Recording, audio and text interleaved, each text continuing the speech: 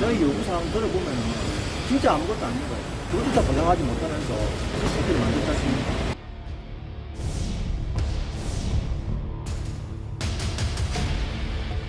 협력업체 전체가 다 도산이 되지 않을까 싶습니다.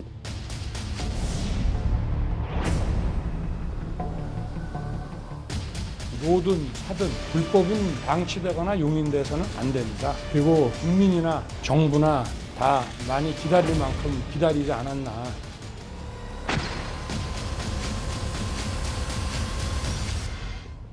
하청업체 노조가 떼를 쓰고 우긴다고 해결될 일이 아닙니다. 법과 원칙에 따라 불법에 엄정 대응해야 합니다. 불법 운운하면서 노동자들을 때려잡는 데만 골몰한다라면은 이거 상당히 위험한 일이 발생할 수 있다.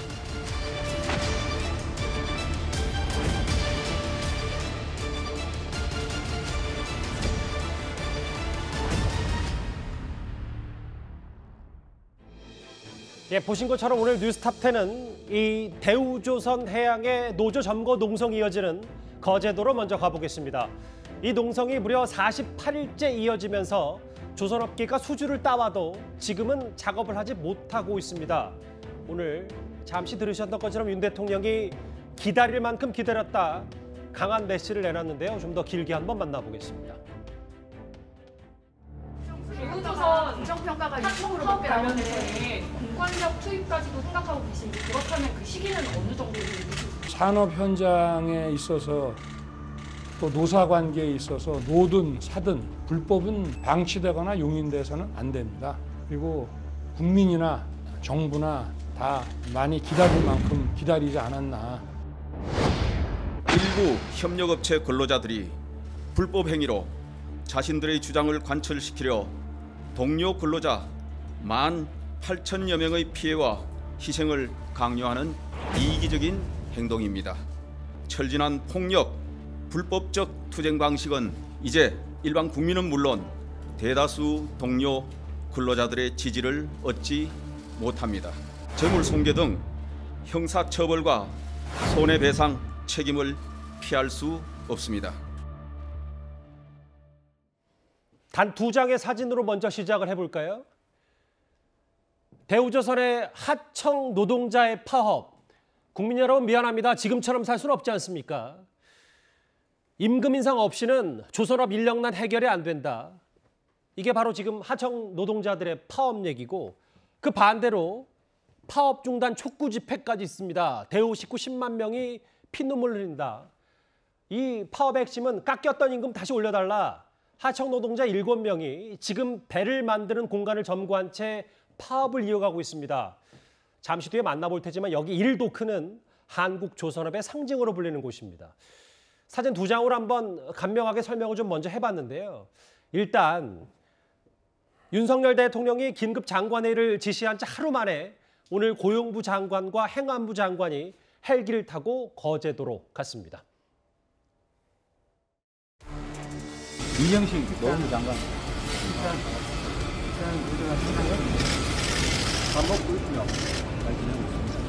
최선을 다해서 여러분들이 원하는 내용들이 통화적으로 타결될 수 있도록 지원을 하겠습니다.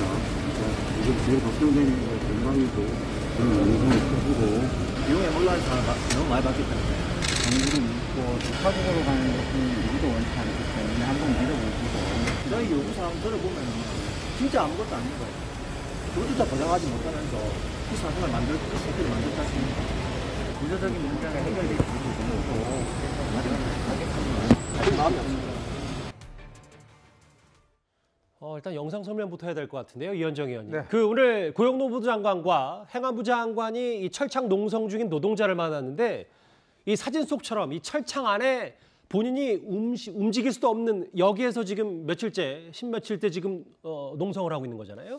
예, 좀 전에 이제 앵커께서 이 1도크 이야기를 하셨는데요. 대우 조선해양의 1도크 같은 경우는 배를 4척을 동시에 제작할 수 있는 정말 세계 최대의 도크입니다. 예. 저기서 바로 큰 배들이 4대가 4척이 동시에 이제 그 작업을 할 수 있는 건데 바로 1도크 저기 한 앞에 이제 저렇게 농성을 함으로 인해서 기존에 제작돼 있던 배를 아예 진수를 못 시키고 있어요. 예. 그러니까 이게 어마어마한 지금 손해가 발생하고 있는 겁니다. 특히 7명이 지금 1명이 저렇게 들어가 있고 6명이 그 위에 지금 그 계단에서 지금 농성 중이고 있고 보공농성 중. 그렇습니다. 밖에는 이제 한 100여 명 정도가 있는 것이고요. 이 사람들이 지금 하는 것들이 보면 결국 이 대우조선해양의 지금 손해액이 벌써 6천억이 넘어간다는 거 아니겠습니까? 아시겠지만 대우조선해양은 지금 적자가 한 7조 원 달하는 그 회사입니다. 그래서 지금 산업은행이 지금 관리를 하고 있는 회사예요. 그러다가 최근에 현대중공업과 합병이 실패하면서 어려움에 처했는데 문제는 지금 이제 전 세계적인 이 조선어항이 오면서 현재 수준은 굉장히 많이 되고 있습니다. 근데 지금 제작하고 있는 것들은 옛날에 수주한 것들이에요. 예. 그래서 그 가격, 이제 이 비용으로 이제 임금을 주고 하는 건데 문제는 이분들 같은 경우는 대우조선해양이 원청 회사가 회사가 아닙니다. 다들 협력업체가 따로 있고 그 회사가 농성을 해야 되는데 구조가 그렇죠. 문제는 대우조선해양에 들어가서 저렇게 농성을 하다 보니 이게 대우조선해양은 이분들하고 사실 협상할 수 있는 상대가 아니에요. 이제 그러면서 저렇게 이제 지금 철창을 만들어서 아예 못 나오게끔 만들어서 지금 하청노조 노조 부위원장이 저렇게 들어가서 지금 옥새 투쟁을 하고 있는 건데 예. 참 안타깝습니다. 벌써 이 사태가 일어난 지 48일째입니다. 자, 그런데 이제서야 정부가 나섰다는 것도 문제이지만 저렇게 극단적으로 투쟁을 벌이는 자기들의 이익을 위해 투쟁을 벌이는데 저 문제 때문에 지금 피해를 보는 사람이 10만 명이 넘습니다. 자, 그렇다면 지금 이 300%를 지금 저 30% 임금을 올려라는 거 아니겠어요? 근데 지금 코로나 때문에 지금 많은 업체들이 어렵습니다. 대우조선해양 제가 말씀드렸지만 지금 7조 원이나 적자 있는 회사예요. 자, 그런 회사에서 만약에 이 사람들을 저 30% 올리면 연쇄적으로 지금 큰 문제가 벌어지는 거죠. 그러니까 참 대한민국이 자꾸 이렇게 어떤 면에서 보면 떼법이라고 이야기하는 저렇게 농성을 하면 모든 것이 해결되는 게 쌓이면서 저런 결과를 낳고 있지 않는가 그런 생각이 듭니다. 장관들과 앞서 보신 것처럼 잠시 대화를 나눴는데 풀 마음이 전혀 없다. 지금 철창 농성 중인 이 노동자가 이렇게 얘기를 했는데 부지회장이요. 네. 근데 앞서 화면에도 잠깐 나왔어요. 최병무 의원님. 네. 인화성 물질까지 지금 2톤 갖고 있더라고요. 저게 이제 어떻게 보면 전형적인 수법이죠. 자기네들의 요구를 관철시킬 텐데 이제 곧 그 뭐 공권력 투입 같은 것이 예상되는 거 아니겠습니까? 그 예상되는 상황에서 인화성 물질 같은 것으로 이제 위협을 해가면서 자기네들을 저항을 하겠다. 뭐 이런 건데 우리가 여러 뭐 과거 용산 참사나 뭐 이런 곳에서 여러 번 봐왔지만 굉장히 위험한 장면입니다. 그런데 그렇다고 해서 자 뭐 공권력 투입해서 다 끌어내자 뭐 이렇게 또 일방적으로 주장하기도 좀 어려운 상황이고. 예. 그러니까 현실적인 어려움을 다 그 감안을 해가면서 여하튼 뭐 결국은 사고가 일어나지 않도록 해결하는 게 최선의 방법인데 뭐 약간 시간은 있습니다. 일단 뭐 여름 휴가 시작되는 23일 그 전에 22일까지 정도 시간이 있다고 하니까 한 닷새 정도 남았네요. 그러니까 이제 오늘 뭐 첫 번째로 가서 이정식 노동부 장관이 얘기했으니까 뭐 처음부터 풀릴 것 같지는 않고요. 예. 이런저런 여러 가지 여건들을 종합해서 과연 그 지금 저렇게 그 농성을 계속하는 것이 유리하냐 아니면 정부와 어떤 식으로든 대화를 하는 것이 유리하냐 하는 부분을 판단할 수 있어야 되는 것이고 또 잘 아시지만 이정식 노동부 장관이 저런 거를 해결하는데 본인이 노동운동가 출신이니까 예. 상당한 노하우가 있을 것으로 생각이 됩니다. 그러니까 조금 아마 시간을 좀 지켜봐가면서 그 협상 노력을 보자 이렇게 말씀을 할 수가 있겠습니다. 불법 시위 아니냐. 그래서 오늘 저 자리에 경찰청장 후보자까지 같이 내려갔습니다. 이게 사실 큰 문제가 뭐냐면요. 하청노조의 이 파업 사태가 길어지면서 피해를 보는 사람들이 바로 대우조선해양의 협력업체와 주변 상인들이라는 겁니다. 협력업체 전체가 다 도산이 되지 않을까 싶습니다. 이제 뭐 조선 사람이 조금씩 회복되고 있는 상황이라서 내년도도 기약해야 되는데 이렇게 하니까 좀 마음이 좀 많이 아픕니다. 좀 이제 나아지려고 그러는데 이제 뭐 지금 이것 때문에 더 이제 요새는 더 힘들지. 이제 일을 좀 많이 하고 그래 이제 사람이 좀 왕래가 좀 있고 그러는데 지금은 전혀 뭐 일하는 사람들도 많이 없고 이러니까. 거제도 현장 목소리 좀 들어봤어요. 근데 최진봉 교수님. 네. 점거농성, 일도크 점거한 노동자들이 요구하는 건 바로 임금 30% 인상, 상여금 300% 인상 이 부분인데 근데 문제가 이게 노동자들과 노동자들의 싸움으로 번져서 을과 을의 갈등, 뭐 파업 여파로 주변 상인들도 좀 붕괴가 됐고 연쇄적으로 줄도산 우려 이 부분이 가장 큰 문제 아니겠어요? 그러니까 그렇게 이제 이미지가 만들어지면 안 된다고 저는 생각해요. 을과 을의 싸움이 되면 안 되잖아요, 사실은. 그렇게 만드는 것도 저는 부정적이라고 생각하는데 임금 30%, 상임금 300% 이렇게 얘기하니까 마치 그냥 지금의 현재 임금의 30%를 올리는 것처럼 생각하는데 그게 아니고 예. 코로나 때문에 30% 임금이 삭감이 됐던 거예요. 깎였던 걸 다시 회복해 달라는 예. 거예요. 코로나 이전으로. 그리고 더 황당한 건 이분들이 지금 하청업체 노동자들거든요. 근데 하청업체 노동자는 원청 직원들의 임금은 코로나 상황에서 3% 깎였어요. 예. 근데 하청업체는 30% 깎였단 말이에요. 그러니까 하청업체 입장에서는 억울하죠, 사실은. 아무리 하청이지만 원청의 직원들과 이렇게 너무 다르게 대우가 되는 것에 대해서 불만이 있을 수밖에 없는 것이고 그 부분을 회복해달라고 요청을 하는 거예요, 지금. 또 하나 저는 문제가 되는 게 뭐냐면 오늘 뭐 대통령이 얘기하시니까 장관들도 내려가서 이제 설득하기 시작하고 저는 잘했다고 생각해요. 예. 근데 그 전에 원청인 대우해양조선이 우리는 하청 문제니까 개입하지 않겠다 그래서 협상에 들어오지도 않았어요. 그럼 문제가 해결이 되겠습니까, 이게? 뒷짐을 지고 있었다는 게 그렇죠. 문제다. 그러니까 이거를 조금 더 적극적으로 해결하려고 노력하는 모습이 비춰져야 한다고 저는 봐요. 이게 공권력 투입되면 정부가 좋겠습니까? 노동자들에게 도움이 되겠습니까? 전혀 도움이 안 돼요. 노동부 장관이 내려가고 해양부 장관이 내려갔으니 이제는 원청도 직접적으로 좀 개입을 해서 이 문제를 풀 수 있도록 노력을 해야 돼요. 그래야 이게 좀 평화로운 방법으로 해결될 수 있도록 노력하고 서로 조금씩 양보하면서 찾아갈 수 있잖아요. 이런 부분들한 노력이 부족했다는 점은 대우해양조선도 반성할 부분이라고 생각합니다. 뭐 그럼에도 그 방법이 꼭 이렇게 불법 점거 시위밖에 없었냐? 그 방법에 대해서는 여러 비판도 동시에 있으니까요. 서영주 대변인, 네. 이 부분도 있는 것 같아요. 결국은 우리 한국 조선의 상징인 일도크 선박 건조대를 점거한 지 거의 50일이 다 돼가는데 그러니까 이 피해가 천문학적이다라고 해서 6월에만 2,800억 원 손실이 됐고 하루 매출이 대략 한 300억 정도 감소되는 거. 이거 법원이나 경찰은 나중에라도 이거 꼭 이 손실 따져 묻겠다고 얘기를 하고 있거든요. 그러니까 저도 황당한 거예요. 대우해양조선이 왜 이걸 방치했을까? 따지고 보면은 이거는 이제 원청 직원들이 아니라 하청 직원들이 아까 말씀하신 대로 30% 임금이 삭감된 부분만 원상해달라. 라고 했는데 그게 안 받아들여지니까 오죽하면 본인을 가둔 적이 있겠습니까?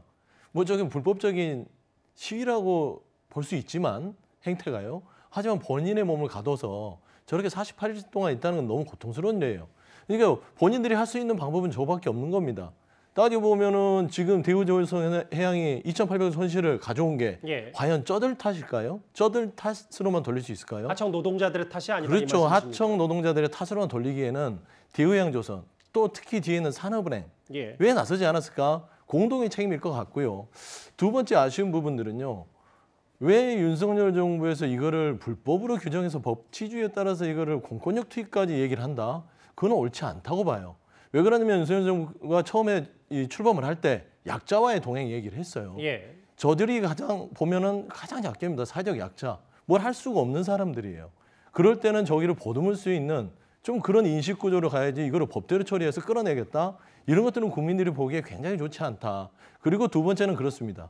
지금 현재 북송 문제가 나오겠지만 16명 죽인 흉악범을 북한으로 2명을 몰아내는 사람에 있어서는 인권을 그렇게 강조하면서 저들의 노동자의 인권, 우리 국내 국민들의 약자의 노동자의 인권은 왜 이렇게 법과 원칙에 따라서 좀 야박하게 하느냐. 이런 부분들은 국민들이 정말 실망할 수 있는 요점이 될 수 있다라고 좀 말씀드리고 싶습니다. 자, 그러면 서영주 대변인이 이 회사의 대우조선의 회장이라고 한번 생각해 보십시오. 자, 그러면 이런 식으로 임금 올라가면 지금 원청 업체가 아니잖아요. 그럼 앞으로 이 협력업체들이 누굴 상대로 하겠습니까? 매년 저런 식으로 하면 30% 올려주면 앞으로는 대우조선해양하고 협상할 거 아니겠습니까? 그 업체는 협력업체는 아무 의미가 없는 거예요. 하청업체가. 그렇죠. 하청업체는 뭐 의미가 있습니까? 이렇게 해서 대우조선해양이 나서서 월급을 올려주면 그 다음부터는 하청업체는 아무 의미가 없는 겁니다. 자, 상식적으로 이야기를 해서 그러면 하청업체 입장에서 보면 지금 조선의 경기가 좋지 않아. 이들이 뭐 돈 갖고 있으면서 안 주는 게 아니잖아요. 그만큼 지금까지 안 좋았던 그런 상황이 있었지 않습니까? 코로나 때문에도 마찬가지고. 자, 그런 상황이니까 돈을 지금 못 주는 건데, 많이 못 주는 건데 그렇다면 이거를 지금 누구 돈으로 주겠습니까? 그 더군다나 산업은행이 누구 겁니까? 국민들 겁니다. 여기 다 7조 원 하면 다 국민들 세금으로 여기에 다시 넣어야 돼요. 공적 자금이 그렇죠. 투입되니까. 결국 우리 돈으로 해서 이걸 주는 겁니다. 자, 이렇게 되면 매년 저런 식으로 이야기를 하면 임금이 계속 상승될 거 아니겠습니까? 자, 이러면 이분들이 하면 나머지 협력업체는 가만히 있겠습니까? 우리도 올려달라고 이야기할 거 아닙니까? 그럼 대우조선해양이 모든 협력업체와 다 협상에 나선다고요? 그게 그렇게 하시겠습니까? 그게 안 되잖아요. 그러니까 이걸 가지고 무슨 뭐 너 안 됐다 등등 이런 감성적인 문제가 아니라 기본적으로 회사의 어떤 운영의 관점에서 보면 예. 왜 원청이 있고 협력업체 있고 하청이 있겠습니까? 알겠습니다. 예. 뭐 답변을 뭐 물어보셨으니까 답변을 해드려야 되는데 이 부분은 이제 임금 인상의 문제가 아니라 깎였던 임금을 원상 복구 좀 해달라. 예. 그러니까 아까 말씀했잖아요. 원청 직원들은 코로나 때문에 3%가 깎였고 이 하청업체 이 노동자들은 30%가 깎인 겁니다. 그러니까 다시 이제 좀 경기가 살아날 것 같으니 30%를 좀 돌려다 달라. 예. 그다음 두 번째는 우리도 400명 정도 되더라고요. 22개 이 하청 노동자들의 예. 조합원들이 우리도 노조로서 목소리를 낼 수 있는 노조에 대한 권한을 달라. 따지고 보면 참 소박한 겁니다. 그러면 그거를 대우해양조선에서 그 정도만 해주고 나서 원상복귀 시켜주고 나서 정상화한 다음에 예. 경기 좋아지면 임금 인상은 그때 가서 얘기를 하자라고 하면은 또 쉽게 해결될 수 있었을 거 아니에요. 근데 50일 동안 이 수천억의 이 손실을 한 것은 과연 노동자만의 탓으로 돌리기에는 좀 가혹하지 않냐라는 말씀을 드리는 겁니다.